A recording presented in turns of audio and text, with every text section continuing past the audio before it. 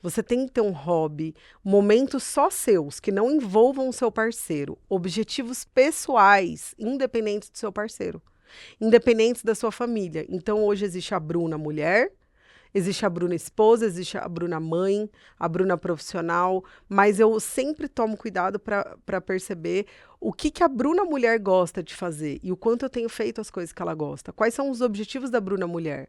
Porque se a gente não olha para isso, quando a gente percebe, a gente só está vivendo para o outro mesmo. Então tenha hobby, coisas que só você gosta de fazer, que é o seu momento. Às vezes é ir dar uma caminhada, encontrar com as suas amigas, ir no cinema sozinha, ir no shopping. Eu, por exemplo, às vezes eu pego o final de semana e eu falo pro meu marido, ó, fica aí com a neném agora que eu preciso do meu momento. Eu vou no shopping, experimentar roupa, olhar a vitrine, eu chamo uma amiga para ir comigo, eu vou almoçar sozinha, eu preciso ir sozinha, eu preciso do meu tempo.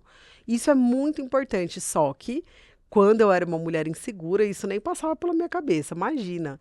Eu pensava assim, que se eu tiver esse momento, eu tô perdendo tempo com a pessoa. O tempo que eu poderia estar com ela, eu tô aqui no shopping. Não. Eu era tão dependente emocional que eu não conseguia ficar longe da pessoa, dos meus relacionamentos.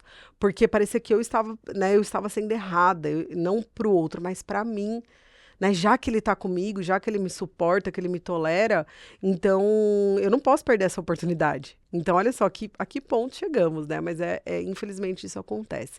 Então, tenha hobbies e objetivos independentes, pessoais, seus. Isso é muito saudável. E por último, e não menos importante, estabeleça limites. É muito importante você saber quais são os seus valores e quais são os seus limites, até onde é saudável você ceder, você fazer pelo outro e quando chega no momento que você vai olhar e falar, não, isso daqui não é mais amor, isso daqui é dependência. Então, se você não tiver os seus limites, até aqui eu vou, até aqui é saudável, normalmente a sua falta de autoestima, a sua insegurança vai fazer você ultrapassar os seus limites e se anular e cair em tudo que eu acabei de falar. Então, estabeleça limites, pensa sobre isso. O que me fere? O que que para mim, o que que acontece na minha relação? Às vezes não é nem pelo outro, mas coisas que eu permito. O que que eu permito que façam comigo que me machuca? Que depois, quando eu deito a cabeça no travesseiro, eu choro, eu me sinto invalidada, eu me sinto diminuída. Sabe? Reflita sobre isso, escreve, tem uma lista dessas coisas. O que que eu não posso mais permitir, o que eu não quero mais permitir.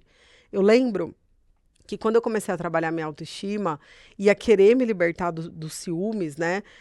Eu falei pro meu marido, né? Isso eu já estava com meu marido atual. Eu falei para ele, olha, eu não permito mais que você me provoque, que você fique fazendo certas coisas que ativam meus ciúmes.